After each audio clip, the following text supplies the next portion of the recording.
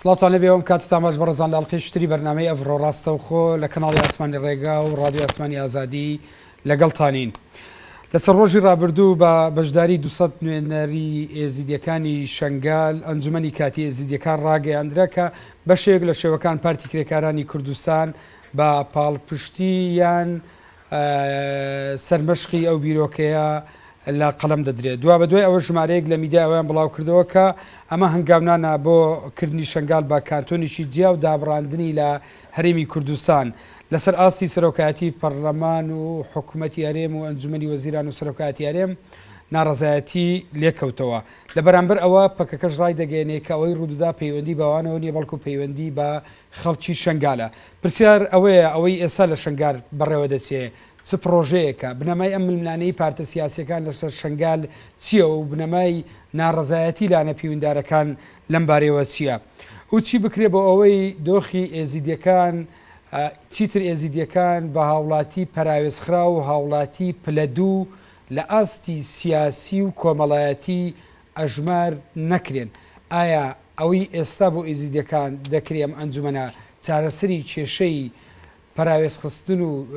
مەسلەی بە نیشاندانی ئەوان بە هاوڵاتی پلەدوو چارەسەر دەکاتن گفتوگۆ لەم بارەوە دەکەین بە بەشداریە یەک لە بەڕێزان دکتۆر سارە عوسمان سەرنووسەری ڕۆژنامەی هەولێر کە ڕاستەخۆ لە سوێدیەکانمان لەگەڵمانە وەروە حەسەن جوودی ڕۆژنامەوان کە جەنابیشان ڕاستەخۆ لە سوێدیەکانمان لە شاری سلێمانی و لەگەڵمان ئەم کاتتان باش و زۆر بەخێر بێن. زۆر سپاس کاک دکتۆر سالار لەوە دەست پێ بکەم ئەوەی بە تێگەیشتنی ئێوە ئەوەی ئێستا لە شنگال بەڕەوە دەچێت چه پرۆژەیەکە؟ بڵێ سەرەتا زۆر سپاس بۆ بەڕێزت بۆ بینەرانی خۆشەویست. سڵاو ڕێزم بۆ میوان لە سلێمانی کاک حەسەن. کاکیوە ئەکیت ئەوەی ئێستا بەڕێوە دەچێت ململانەی سیاسیە بەداخەوە جارێکی کەش لە هەفپەیوین و دیمانەکانماندا قسە لە ململانەی سیاسی دەکەین. خۆزگا ئەم بەرنامە و تێکڕای بەرنامەی کەناڵەکانی میدیا لە کوردستان قسەکردن با لە یەکڕیزی لە تەبایی لە چارەسەری برینە نیشتیمانیەکان ئەوەی ئێستا دەکرێت پەکەکە دەیکە بەڵێ وازەحیشە و پێم وایە لە سەردەمێکدا دەژین کاتی ئەوە نەهاتووە ئێمە و کاتی ئەوە بەسەر چووە دێڕەکان و ڕستە سیاسەکان لە یەکتر بشارینەوە.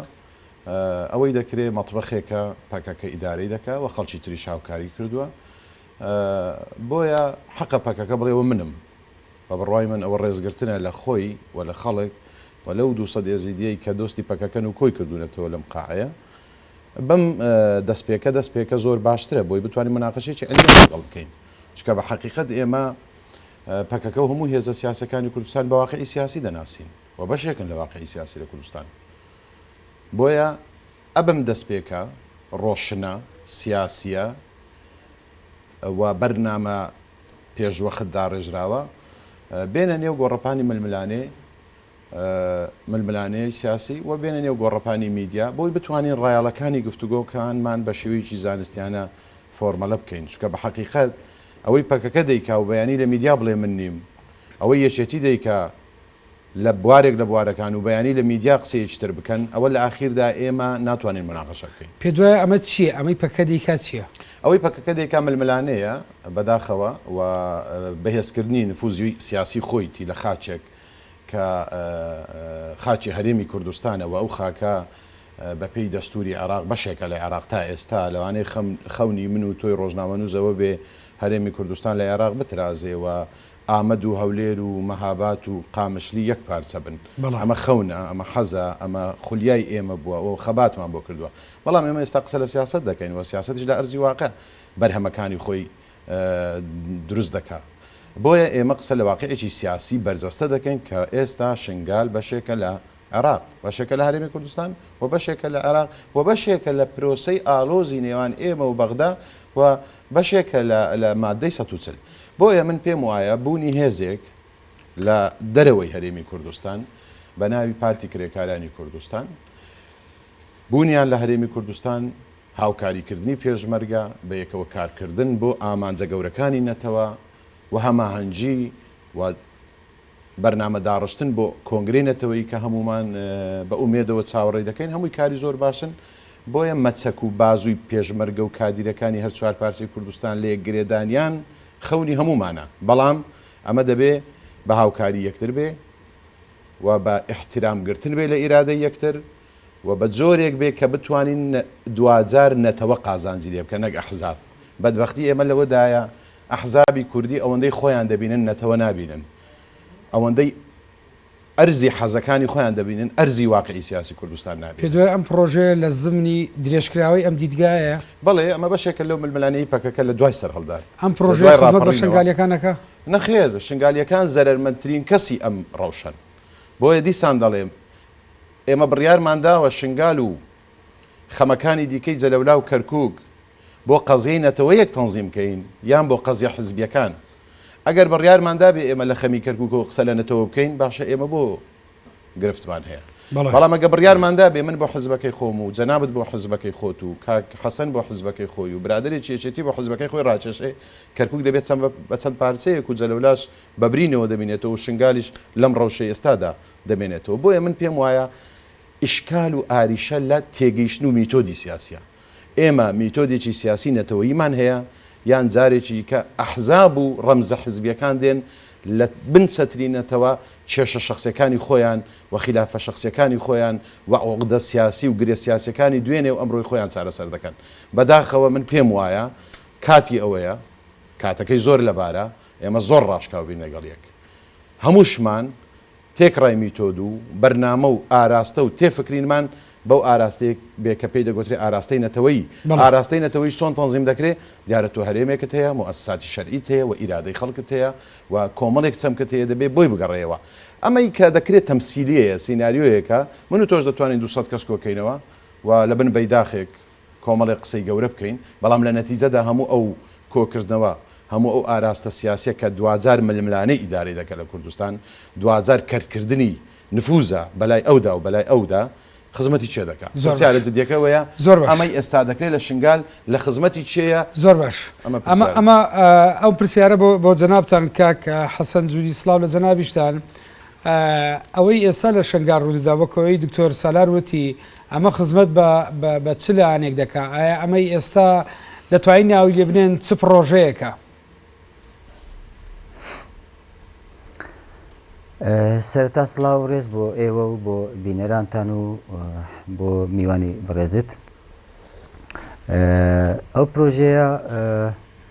پرۆژەیەکی ئیداری دیموکراتیە لە ئەنجامی ئەو دۆخەی کە لە سێی ئاب بەدواوە هاتوتە ئاراوە بەڵێ لە ساڵانێکی تا ساڵانی 2023 شنگال یەکێک لەو شوێنانە بوو کە لەژێر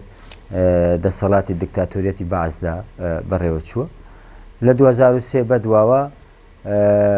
هێزەکانی پارتی چوونەتە ئەوێ و خۆیان بەسەر ئەوێدا فەرز کردووە چونکو ئەو شوێنانە بە شێوەیەکی ڕەسمی سەر بە هەرێمی کوردستان نییە بەشێکە لە باشووری کوردستان بەشێکە لە خاکی کوردستان بەڵام بەشێک نییە لەسەر هەرێمی کوردستان تاوەکو ئێستاش وەکو بە شوێنێکی مەبەست لە ڕووی یاساییەوە بڵێ لە ڕووی یاساییەوە مەبەست بەڵێ لە ڕووی یاساییەوە ئەگەر نا بۆ خۆی شوێنێکی سەر پارچەیەکی هەرە گرنگی کوردستانە بەشێکی هەرە گرنگی کوردستانە تاوەکو ئێستا نەگەڕاوەتەوە سەر هەرێمی کوردستان هەموو هەوڵێکی ئێمەش منیش و هەر کەسێکی دیکەش بۆ ئەوەیە کە بکرێتە سەر ینی تەواوی باشووری کوردستان لە چوارچەوە یەک ئیدارەدا بەڕێوە بچێ ئەو دۆخێک کە ئێستا هاتوتە ئاراوە خەڵکانی ئەو خەڵکانەی کە زیاتر لە 10,000 کەس لەوێ ماون لەگەڵ هێزەکانی یەکینەکانی بەرخودانی شنگال یە بەشە و نوێنەرانی ئەو کامپانەی کە لە ڕۆژاوای کوردستان لە باشوور لە شوێناندا هەن هاتوونەتە لای یەک نزیکەی 200 کەسێکن و ئەنجومەنێکیان دروست کردووە و ئەنجومەنێکی کاتیە ئەنجومەنێکی ئیداریە بۆ ئەوەی کە بتوانن کاروباری خۆیان بەڕێوە بن یەک بۆ ئەمەیە دووش بۆ ئەوەیە کە بتوانن شنگال ڕزگار بکەن چکە تاوەکو ئێستا شنگال ڕزگار نەبووە 4-5 مانگ زیاتر تێپەڕێەوە و تاکو ئێستا ڕزگار نەبووە ئەوەی ئێستا بڵێ دوای ڕزگاریکردنەکە ببوورە دوای ڕزگارکردنی شنگاریش بتوانن شنگال بپارێزن ئەوەی کە ئێستاوە هەیە ئەمەیە بەڵام ئەوەی کە چاواشەکاری تیدا دەکرێت بە تایبەتی ڕاگەیاندنەکانی پارتی و ڕاگەیاندنەکانی سێبەری پارتی بە شێوەیەکی زۆر چاواشەکارانە ینی بە زمانێکی زۆر زبریش بەڕاستی بەداخەوە هەم تهمەت بۆ پەکەکە و کەجەکە دروست دەکەن هەم بە شێوەیەکی زۆر ناشرین زمانێکی زۆر لە دەرەوەی ئەخلاقی ڕۆژنەماوانی قسە ئەکەن ینی هەر کەس ئەزانێ هێزەکانی پارتی دیموکراتی کوردستان لەوێ بوون ئیدارەکە بە شێوەیەکین زیاتر پارتی دیموکرات بەڕێوەی بردووە دەسەڵاتی خۆی لەوێ فەرز کردووە چاواشەکاریەکە لە کاک حەسەن ئەو چاواشەکاریکە ئەو چاواشەکاری کە تو پێ دوایە بەشێک لە دەستگاکانی پارتیەکەین پێ دوایە چاواشەکاریەکان لە چیدایە لە بەرامبەر خەڵکی شنگال لە بەرامبەر ئەو هەڵوێستەی پارتی کە نەیانتوانێت شنگال بپارێزن ئێستا دەوانێت خۆیان بپارێزن ئەمە حەقێکی مەشروعی هەر کەسێکە مەبەست کاک حەسەن ئەگەوە ڕوون بکەیتەوە مەبەست لەم چاواشەکاریە چییە تو پێ دوایە بەشێک لە دەستگاکانی پارتی خەریکی ڕاگەیاندنی پارتی چاواشەکارین چ جۆرە چاواشەکاریەک بەشێک نا هەمووی بەڵێ بەشێک نا هەمووی و ئەوانەیە کە سێبەریشن چاواشەکارەکان چیە یەک ئەمە ئەوەی کە ڕاگەیەندراوە کانتۆنە ئەمە لە کاتیدا کانتۆن نییە بەیاننامەکەیان دەڵێن ئەمە دوو بڕیارمان گرتووە یەکێکیان ئەوەیە کە ئێمە ئەنجومەنێکە بتوانین کاروباری خۆمان بەڕێوە بن لە چوارچەوەی چەند کۆمیتەیەکدا دوو چکە کانتۆن جیاوازە کانتۆن اینەکی فراوانە سیستەمێکی گەورەیە فراوانترە ئەمە ئەنجومەنێکە بۆ کاروباری خۆیان دووش ئەو هێزێکە هەیەە ببێتە هێزی هەمویان و بتوانن فراوانتری بکەن و زیاتر خۆیان ڕێک بخەن هەموو ئەو دوو بڕیارەیان گرتووە یەک ئەمە دەیانێ وارێک بێن کانتۆنە کانتۆنیش چییە بە شێوەیەک وەها نیشانی خەڵک دەدەن کە کانتۆن جودابوونەوەیە لە کوردستان کانتۆن دابڕانە لە کوردستان ئەمە خۆ پشتراندن لە شتیوانیە یەک کانتۆن ئەمە نییە ینی دابڕان نیە لە کوردستان سیستەمێکی ئیداریە سیستەمێکی ئیداری سەربەخۆیە کە ئێستا لە باشووری کوردستاندا بە شێوەیەکی فعلی کانتۆن هەیە مەبەست لەوەیە پەکەکە بەشدار نییە ئەمە پرۆژەی پەکەکە نییە من دێمە سەر ئۆتۆمەتەش دێمە سەر ئۆتۆمەتەش بەس بۆی ڕوون بکەینەوە بۆ نمونە ئێستا بە شێوەیەکی فعلی زۆنی زەرد هەیە زۆنی سەوز هەیە لە نێو زۆنی سەوزدا ئیدارەیەکی لە گەرمیاندا ئیدارەیەکی ناوی ئیدارەی سەربەخۆ لە بدوێن و پشت دەردا بە هەمان شێوە ئیدارەیەکی بەناوی ئیداری سەربەخۆ خەڵکی هەڵەبجەش کاتی خۆی دایانخواست ئیدارەیەکی سەربەخۆ بێ بەڵام دوایی بوو بە پارێزگا یعنی شێوەیەکی ئیداریە دوایی کانتۆن پێشکەوتوترین سیستەمی کارژێڕووی ئیداری و دیموکراتیترین سیستەمە لە دنیادا ئەگەر ڕابگەێنرێت تەبان ئەوەی کە ڕاگەێنراوە کانتۆنیە ئەنجومەنێکە ئەوە یەک دوو ئەمەی کە بەڕێواچی خەڵکی شنگالە ئەمە ئیرادەی خەڵکی شنگالە لە مانشێتی کۆنفرانسەکەشدا نووسرا بوو خۆ بەڕێوەبەرێتیمان ئیرادەمانە ئەمە مانشێتی سەرەکی کۆنفرانسەکە بووە یعنی بەهێنی پەکەکە بە ئاڵای پەکەکە بە نازانچی پەکەکە کە شتێکی وان نەبووە بەڵام پەکەکە ئەوەندەی من بزانم پەکەکە پشتیوانی لە هەموو ئیرادەیەکی گەل دەکە لە هەر جگەیەک لە هەر شوێنێک گەل بتوانێت خۆی بەڕێوە ببا ئەو مۆدیلە زۆر باش مۆدیلێکی ڕاست و دروست و چاکی ئەزانێ زۆر باش بەڵام پەکەکە دروستی نەکردو ئەمە خەڵکی شنگال دروستی کردووە دەگەڕم وڵات کاک حەسەن جوودی کاک سالار ئەوەی ئێستا دەگوزارێ ینی بە پێم تێگەیشتنی کاک حەسەن جوودی بێ لە کاتێک ئەمە ینی کانتۆنیە و دەوترێ کانتۆنە پەکەکە لە پشتینیە و دەوترێ پەکەکە لە پشتێتی تێگەیشتنی ئەو لەمبارەیەوە بەڵێ وەڵام من پێم خۆشە زۆر بە علمیانە مناقەشە بکەین چکە بەڕاستی ئەگەر ئەم چەمکانەی کە باس کران بە شێوەیەکی علمی باز نەکرێن بینەر ماندوو دەکەین و بەداخەوە بەشێک لە میدیا کوردستان لە ڕاگەیاندنی کوردستان بەردەوام میدیا ینی بۆتە هۆکارێک بۆ ماندووکردنی خەڵک کاک حەسەن ڕێزم بۆ بیرۆڕاکانی کۆمەڵێک چەمچی بەکارێنا زۆر کەوتە نێو هەڵی زانستیەوە من تەوقعم نەدەکرد بکەوێتە نێو ئەم هەموو هەڵە زەقە زانستیەوە لە ڕووی سیاسیەوە کە کادیرێکی دیاری پەکەکەیە من پێم وایە جارێ گوتی ئەمە پرۆسەیەکی ئیداری دیموکراتیە پرۆسەی ئیداری دیموکراتی دەبێ بگەڕێتەوە بۆ خەڵک بۆ شەقام هەڵبژاردن بکرێ بەڵێ ئەمە عرفێکە و زۆر سادەیە ینی بۆیە تا هەڵبژاردنێک نەکرێ لە هەرێمێک لە شارێک لە بازنەیەک لە جەماوەر بە هیچ زۆرێک نابێ ناوی دیموکراتی لێ بنرێ ئەمە هەڵەیەکە ویستم بۆی چاکەمەوە دووەم هەڵا دەڵێ پارتی خۆی فەرز کردووە پارتی هەڵبژاردن کراوە لە شنگال من حەز دەکەم کاک حەسەن بگەڕێتەوە بۆ داتا و ئامارەکانی دەنگدان و نسبەی ئەو دەنگانەی کە پارتی لە شنگال هێناویەتی حزبەکانت کەش هێناویەتی و ئەو دەنگانەی پەکەکەش هێناویەتیدا بەشێک لە کوردستان کە دەڵێم پەکەکە بە دیقەتەوە دەڵێم چکە من بڕوان بە هەموو ناوەکانی تر هەیە بەڵام هەمیان لەژێر چەتری پەکەکەدان بۆ ئێمە یەکسەر دەبێ بڵین پارتی کرێکارانی کوردستان پارتی خۆی فەرز نەکردووە پارتی لە هیچ شوێنە خۆی فەرز نەکردووە پرۆسەی دەنگدان هەبووە لە کوردستان بە چاودێری دنیا بە چاودێری هەموو ڕێکخراوەکانی کۆمەلگەی مەدەنی میدیاکارانی دنیا و ناوخۆ زوومی هەموو کامێرەکانی دنیا پرۆسەی دیموکراتی بەڕێوە چۆن لە وڵاتە لەگەڵ هەبوونی سەرنج لەسەری لەلایەن من و تۆ حزبەکان و خەڵک بەڵام 2000 بووە بە واقعی سیاسی لە کوردستان بەڵێ هەڵەیەکی دیکەی زەقی کاک حەسەن من تەمەنام نەدەکرد تووشی ئەم هەڵانە بێ دەڵێ لە گەرمیان ئیدارەی سربەخۆ دروست بووە ئیدارەی سربەخۆ لە گەرمیان دروست نەبووە ئیدارەی گەرمیان ئیدارەیە کە سەر بە حکوومەت یاریمی کوردستانە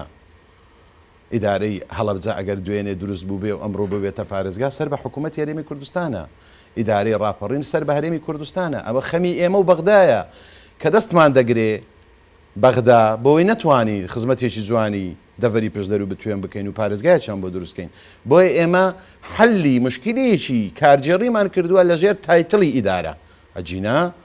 هەمیان سەر بە حکوومەت یاریمی کوردستانن بۆیە هەموو دروستکردنی ئیدارەیەک جاناوی ئەنجومەن بیا کانتۆن کە لێرەش ئێستا هەڵەیەکی تری کاک حەسەن چا دەکەمەوە نەگەڕێتەوە بۆ حکوومەت یاریمی کوردستان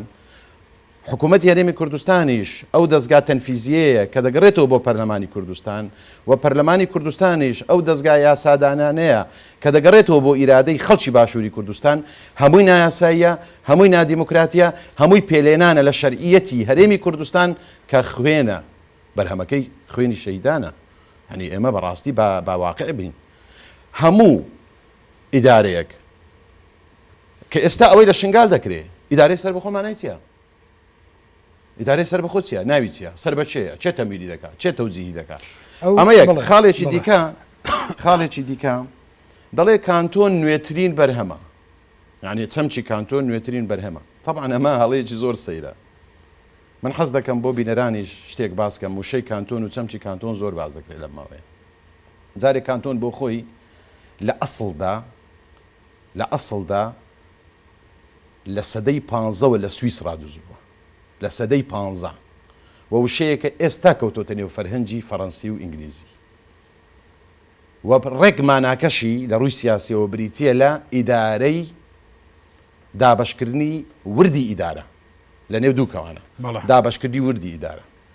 بۆ هیچ هێزێک نییە تەنانەت بۆ پارتی دموکراتی کوردستان و یەکێتی نیشتیمانی کوردستانیش نییە ئیدارەیەک بۆ هیچ لە بستێکی خاچی باشووری کوردستان دروستکە بەبێ گەڕانەوە بۆ انتخابات ئەمە قەتلە ئەمە کوشتنە ئەمە جۆرێکە لە حەقی دیموکراسی خەڵک کە ئەحزاب دێن پێشێری دەکەن بۆیە پەکەکە وە کاک حەسەنی هاوڕێم پێویستە زۆر بە ئەقڵێتێکی سار نیشتیمانیانە بیر لەوە بکاتەوە هیچ حزبێک بۆی نییە تەنانەت حکوومەتی هەرێمی کوردستانیش بۆی نییە ئیدارە ئەنجومەن کانتۆن دروستکە بۆ هەر مەرامێکی سیاسی تا نەگەڕێتەوە شەرعیەتی جادە و شەقام ئەمە ئێمە قسە لەکوێ دەکەین کاکی وە ئێمە لەسەر ڕۆژێک قسە دەکەین ئێمە لە کاتێکدا قسە دەکەین ئێستا دنیا لە ڕێی نیعمەتی گلۆبالیزم بۆتە شوشەیەکی بچووک نە گوندێکی بچووک ئێمە ئێستا دێن باسیەوە دەکەین کە بە ئیدارەی سەربەخۆیە و ئەم چەمکانە بۆ فڕێدەینە بازاڕی سیاسی دکتۆر پرسیارەوەیە لەم باردۆخی ئێستا لەگاتی شنگالیەکان بەدەست ئازاری یعنی زۆرۆ دەناڵێن تووشی ئەو هەموو تاوانە گەورەیە بوو لە هەفتاکانەوە ئێزیدەکان ڕوبەڕووی هەڕەشە و لە ناوبردنی زۆر زۆر دەبنەوە یعنی ئەوەی ئێستا بەڕێوە دەچێت ئەم ململانەیە حزبی هەیە کە لە سەرەتای بەرنامەکە ئاماژت پێکرد بە تایبەتی کاریگەری خراپی پەیوەندیەکانی نێوان پارتی و پەکەکە هەز ناکرێت لە ئەنجامی ئەم ململانەیە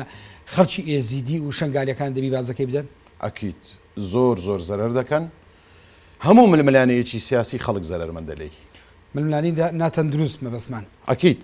حتا هەندێک جار ململانەی سپیش خەڵک لێی زەرمەندە هەندێک جار هەموو جارنا بەڵێ بۆیە زەرمەندی یەکەم شنگالیەکانن شەهیدەکانیانن خەڵکیانن. پرسیارەوەی کاک دکتۆر ئێستا ئێزیدیەکان هەست بە ئەوەی کاک حەسەن وتی لە دوای ڕووداوەکانی سێ ئابەوە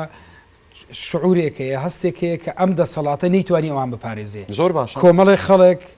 با بڵێن کۆمەڵی خەڵک بە کەم تەرخەم دەزاندرێت تا بە ئێساوانە دادگایی نەکرانەوە و کەیسەکانیان یەکلایی نەکراونەوە لە ئاستی سیاسی ئەمانە پراوێز خراون لە ئاستی ئیداری لە ئاستی کۆمەڵایەتی و شیاریی چاواشەکاری دروستکراوە بەشێک لە خەڵک تا ئێستا بە چاوێکی خراپ سەیری ئێزیدیەکانەکە بەهۆی ئاینیان یعنی ئەگەر مەبەستم ئێمە خۆمان بینە شوێنی ئێزیدیەکان هەستی چیوە ئەمە وەکو ڕەتفعلێک لای خەڵک دروست نابێتن هەمووی ڕەوایە کاکیوە من لەگەڵ خەمی شنگالیەکانم نەک لەگەڵ پارتی دموکراتی کوردستان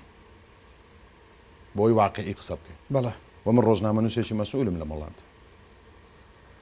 من لەگەڵ خەمی خەڵکم نەک لەگەڵ پارتی دموکراتی کوردستان بۆ ئەوەش پارتی هەڵبژاردەوە بۆی خزمەتی خەمی خەڵک بکەم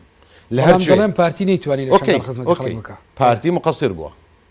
پارتی لە شوێنێک مقصرە لە ئیدارە یەکێتی لە شوێنێک مقصرە لە بوارێک لە بوارەکان نابی بەدادا چون بکرێ ئەکییت با خەڵک دەنگ هەڵبڕێ من دیسان دەڵێمەوە دەبێ بگەڕێنەوە بۆ چەمچی خەڵک دەبێ خەڵک ئەم گلەیە بکە خەڵک لە ڕێی دەنگدانەوە بڵێ پارتی تۆ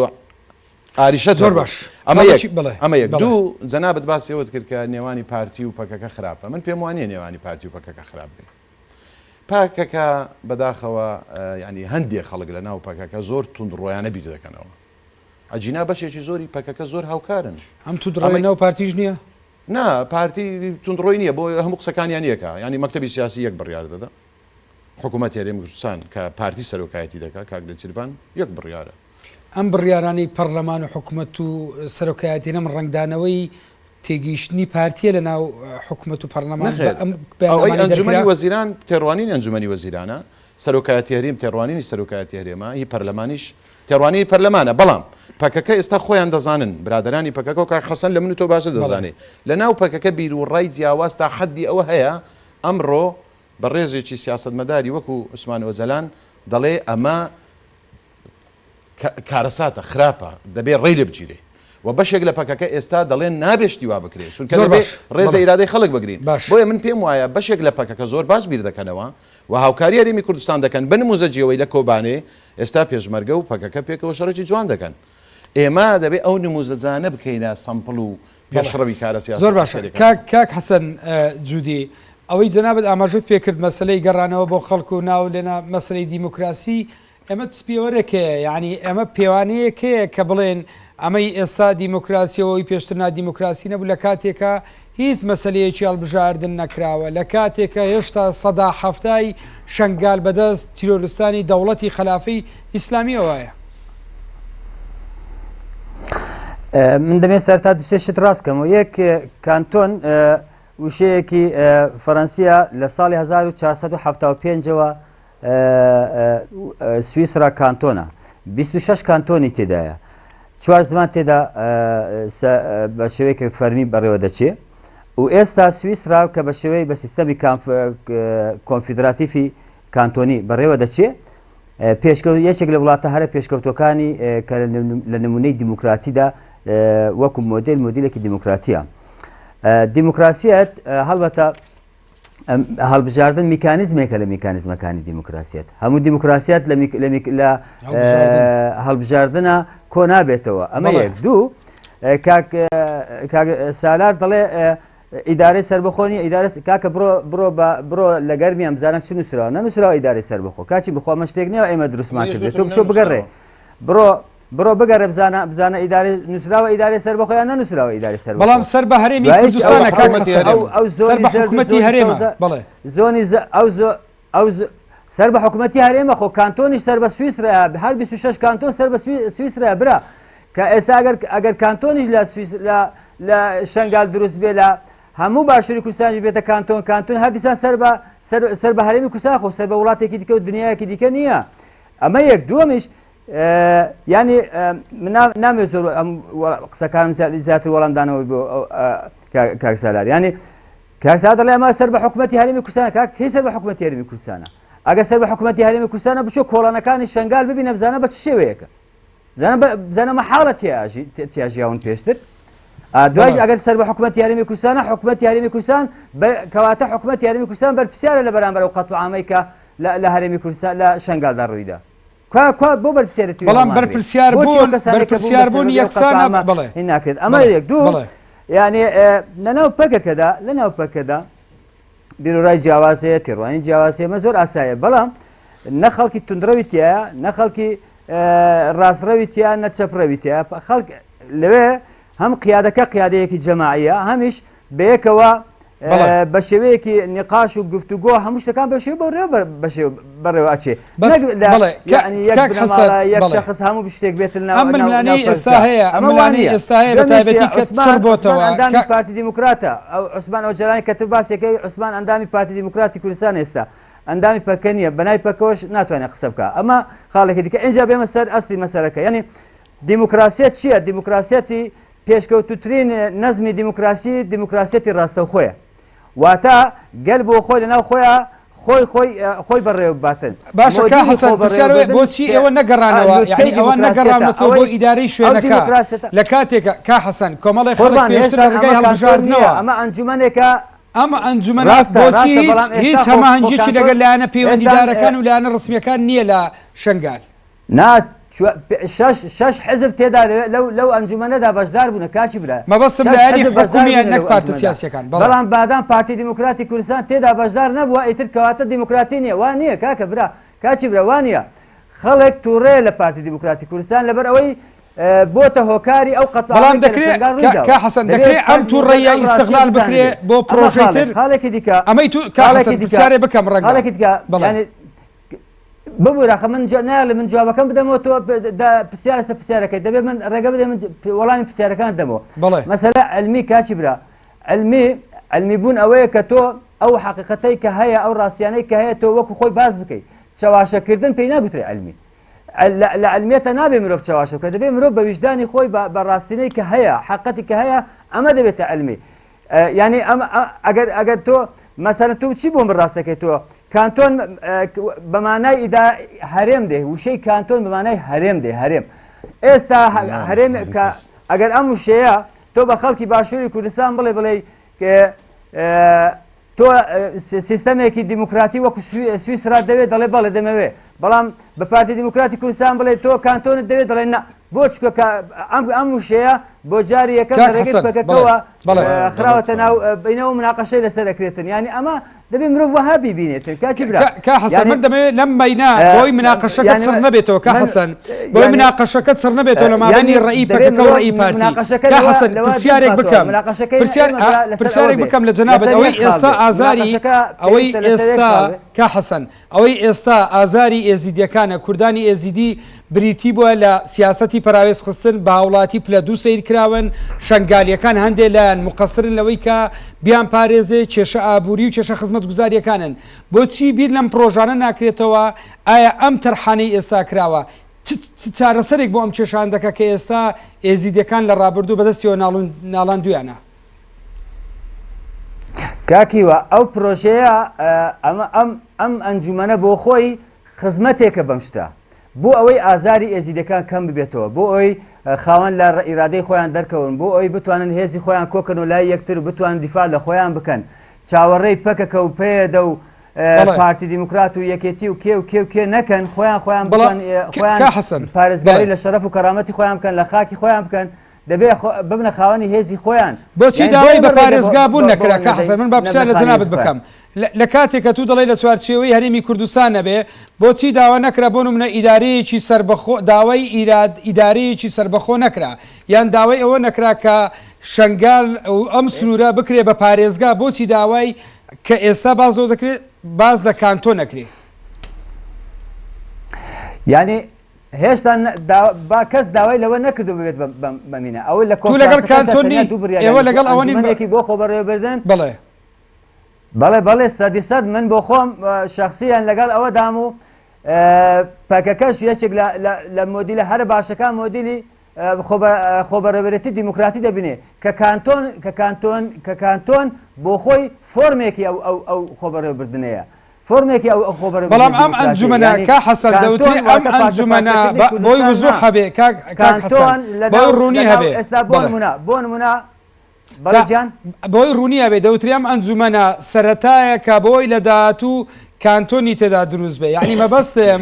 لە کاتێکە لە سیستەمی ئیداری هەرێمی کوردستانە لە سیستەمی ئیداری هەرێمی کوردستانە کانتۆن نییە ئەگەر مەسەلە خزمەتە بۆ داوای ئەوە ناکرێت کە شنگال بکرێ بە پارێزگا بۆ نمونە آخر کاکە ئەو مۆدیلە دەسەڵاتدارێتی و بەڕێوەبەر بڵێ ئەو مۆدیلە دەسەڵاتدارەتی بەڕێوەبەراتی 23 ساڵە لە باشووری کوردستاندا بەڕێواچێ لە هەرێمی کوردستاندا بەڕێواچێ مۆدیلێکی سەقەتە سەرنەکەوتووە فاشلە دەبێ هەرکەس ئەمە بزانێ یعنی ئەمە ڕاستیەکەیە بۆیە دەبێ ئەم مۆدیلە بگۆڕدرێ مۆدیلێکی نوێ بە پێستە پێشەوە مۆدیلێکی دیموکراتی مۆدیلێکی پێشکەوتوو مۆدیلێکە سنترالیزمی تێدا نەبێ یعنی باشووری کوردستان هەموو یەک خاکی کوردستانە بە شێوەیەکی دیموکراتی بەڕێوە بچێت نەک بە شێوەیەکی ناوەندگەرایی حزبێک خۆی فارسکا بەسەر ئەم باشووری کوردستانە ئەمە نابێت من نمونەیەکت بۆ بێنەوە کاک ئیوە نمونەیەکی زۆر پراکتیکیت بۆ بێنمەوە ئێستا تۆش خەڵکی هەولێری تو کاک سالاریش خەڵکی هەولێر و منش خەڵکی هەولێرم لە ناحیە خەبات و ناحیە بڵێن چی کەلک 30 کیلۆمەتر لە هەولێر دوورە خەڵکەکەشی بە سۆرانی قساکەن بەڵام بۆ مەسلحەتی حزبی ناحیەی خەبات بە دهۆکەوە گرێدراوە کە 168 کیلۆمەتر لە ناوەندی دوورە ئەمە بۆ چییە تەنیا بۆ خۆرەخکردن و بۆ پاوانخوازیە ئەم مۆدیلە دەبێت بگۆدرێ ئەگەر ئێستا یەکێک پێویستی بە شتێک بێتن لەم سەری لە ئاخرەمی گوندی باشووری کوردستان دەبێت لە هەولێر ئیمزا بکاتن ئەم سنترالیزمە کێشەیە لە وڵاتانی پێشکەوتوودا بچۆ لە وڵاتانی پێشکەوتوو بگەڕێ ئێمە بای ئەوەندەش گەڕاوین بچۆ بگەڕێن لە وڵاتانە بگەڕێ بزانە تێگەشتەکە جەنابەت ڕوونە کا حەسەن پرسیارێکەکەم بۆی دوایی وەڵام دەیتەوە کا حەسەن تێگەیشتەکەت ڕوونە بەڵام کا حەسەن پرسیارەکەت ڕوونە کا حەسەن کاتی بەرنامەکەم کەم ماوە تێگەیشتەکە ڕوونە بەڵام پرسیاری دەکەم دواتر وەڵام بدەوە ئەمەی جەنابەت باسیەکەی پرۆژەیەکە لەلایەن پەکەکەوە تەبەنی کراوە بەڵام پەیوەندی پەکەکە بە باشووری کوردستان چی دەیبەسێتەوە لە کاتێککە پێشتر ڕخنەی ئەوە لە پارتی دەگیرەکە دەست وەردەدا لە ڕۆژئاوای کوردستان ئێستا پەکەکە بە هەمان شێوە دەست لە باشووری کوردستاندا ئایا ئەمە هەمان مۆدیل و هەمان هەڵە نییە کە پەکەکەش دەکەوێتە دواتر دەمێ وەڵامی ئەو پرسیارم بدەیتەوە کاک سالار ئەوەی کاک حەسەن باسیەکە ئەم شێوازی ئیدارەدانە لە هەرێمی کوردستانە بە شێوەیەکی گشتی پرسیاری گەورەی لەسەر لە ڕاستیە چەندین هەڵبژاردن و ئالوگۆڕ دەکرێت هەرێمی کوردستان لە ڕووی پێشکەوتنەوە جۆرێک لە چاکبەستووی دەبیندرێت ئەمە و بە تایبەتی لە ڕووی سیستەمی ئیداری و دابەش نەکردنی دەسەڵاتەکان ئێمە هەز ناکرێت ینی گرفتی گەورەمانەیە و چارەسەری ناکرێ و بە دوای خۆیە ئەم کێشانی دەکەوێتەوە بەڵێ بەداخەوە خەڵکی کوردستان ئێستا دەیەوێت زۆر فراوان بیرکاتەوە دەیەوێت هەموو کوردستانی گەورە ببینێ و خەونی زۆر گەورە لە هەرێمی کوردستان لە ڕێگادایە بۆ یەشە داعش دێتە ئێرە بەداخەوە ئێستا من و تۆ مناقەشە دەکەین لەسەرەوەی لە یەک زەهنیەت ئامەد و هەولێر ببینین کاک حەسەن شنگالیش زیاد دەکاتەوە ینی کێشەکە قوڵە کێشەی فکرە کێشەکە ئەوەیە من قامشلی بە بەشێک لە ڕۆحم دەزانم یان بە بەشێک لە ململانەی سیاسی ئەم حەماس و ڕقەی کاک حەسەن و برادەران مناقەشەی سیاسی پێ ناکرێت بەس ئەم تەدەخولە من پرسیارێکم ئێستا پارتی تۆمەتبارەکرا یان بە فعلی ئەوە دەبیندرا کە تەدەخولی لە ڕۆژئاوای کوردستان نەکرد ئێستا پەکەکە بە هەمان شێوە دێت تەدەخول لە شنگالەکە هەست ناکەی ئەمە یعنی هۆردولایەن لێکە چن ئەم سیاسەتە وردە کە بە نەتیجە زەرەر بە خەڵکی کوردستان دەگەیەنێ من دێمە سەرەوە ینی من 2-3 کاک حەسەن باسیەوەی کرد پارتی خۆی فەرز کردووە جارێک ناتوانێت یەک حەقیقەت بڵێ ئەویژەوەی ئینتیخابات کراوە لەو وڵاتە کاکی وایە ماندێک بە ویژدان قسە بکەین لەم وڵاتە ئینتیخابات کراوە بۆیە شەبزوتنەوەی گۆڕان ئەم هەموو کورسەی هێنا و بوو بە سەرۆکی پەرلەمان کە ئێستا دژی ئەم کانتۆنەیە بەیاننامەی سەرۆکایەتی پەرلەمان سەرۆکایەتی حکوومەت سەرۆکایەتی هەرێم حزب و لایەنە سیاسیەکان ئەنجومەنی ئێزیدیەکان مەڵبەندی دینی ئێزیدی مسەقەفین بنکەی لالژ خەڵکی ناو ئێزیدی هەموو دژن بە تەنیا پەکەکە لە یەک ریزی نیشتیمانی چۆتە سەری ئەو سەر دەڵێ من ئەم وڵاتە جیا دەکەمەوە لە یەکتر لە کاتێکدا تەمەنامان دەکرد کاک حەسەن ئێستا لە ئورفە و ئامەد چەکی هەڵگرتپا بۆ کورد بەس من پرسیارم کرد ئەمە ئەنجامی ئەم ململانەیە خراپە نییە کاتێ بەجۆ لە جۆرەکان هەم دەوتێ لە هەرێمی کوردستانە باشە ینی ئەمە هەمان ینی هەمان سیاسەتی پارتینە ڕوبەڕوو خۆی دەبێتەوە کاتێ پارتی تداخل لە ڕۆژئاوای کوردستانەکە پەکەکەش هاتووە تداخل لە باشووری کوردستانەکە بڵێ پارتی هیچ ئونسڕێکی باشووری لە ڕۆژئاوا نییە یعنی کەسێک نییە لێرەوە ڕەوانەی ڕۆژئاوا کرابێ ئەم حزبانی کە لێرە خەڵکی ڕۆژئاوان خەڵکی ڕۆژئاوای ئەوەی شنگالیش خەڵکی شنگال زۆر باشە ئێمە لە بۆ ڕۆژئاوا گوتمان ئینتیخابات بکەن خەڵکی ڕۆژئاوا چی پێ باشە لە ئەنجومەنێک کۆ ببنەوە ئێستاش دەیڵێنەوە بەیانیش دەیڵێنەوە چکە ئەمە میتۆدێکە بڕوای پێ پارتی دەبێ ڕۆژئاوا بۆ خۆی بڕیار بدە سیرکە بەڵام تەدەخولیشی کرد زۆر جیایە ئەمە یەک بەڵام تەدەخولی و پاڵپشتی پاڵپشتی با بکە پەکەکە باشە پاڵپشتی هەموو شوێنێک با بکە دەستی خۆش بێ زۆر باشە بەڵام پاڵپشتی ئەزمونونەکە پاڵپشتی بەشێک لە پارتەکان لەسەر حیزابی لانی تر ئەوەش بارتی کردی ئەوەش با بکە هەموو شتێک با بکە پەکەکە دیکە لە شنگال هەمانەوەی کە پارتی ڕۆژ زۆر جیایە زۆر جیایە دەبێ کاک حەسەن و برادرانی پەکەکە یەک حەقیقەت بزانن دەبێ هەموو پرۆسەیەک لە ئینتیخابات تەنزیم بکرێ ئەمە یەک توخوا ببوورێ یەک قسەی کرد ئەمە دواتێگەیشتن کاتی بەرنامەکەم کۆتایی هات بڵێ سەبارەت بەوەی کاک حەسەن دەڵێ مۆدیرێکی خراپ لە هەرێمی کوردستان بڵێ باشە من و کاک حەسەن دەمانەوێت ئەم شەو لەگەڵ جەنابەتە و مۆدیرە بگۆڕین چۆنی بگۆڕین خۆ نابێ ئینتیخابات بکرێ کاکی وا بەڕاستی ئێمە ئەگەر بەڕاستی دەمانەوێت سیاست بکەین با بە علومی سیاسی سیاست بکەین با بە دیموکراسیانە سیاست بکەین باشە با ئینتیخابات بکرێ بڵێ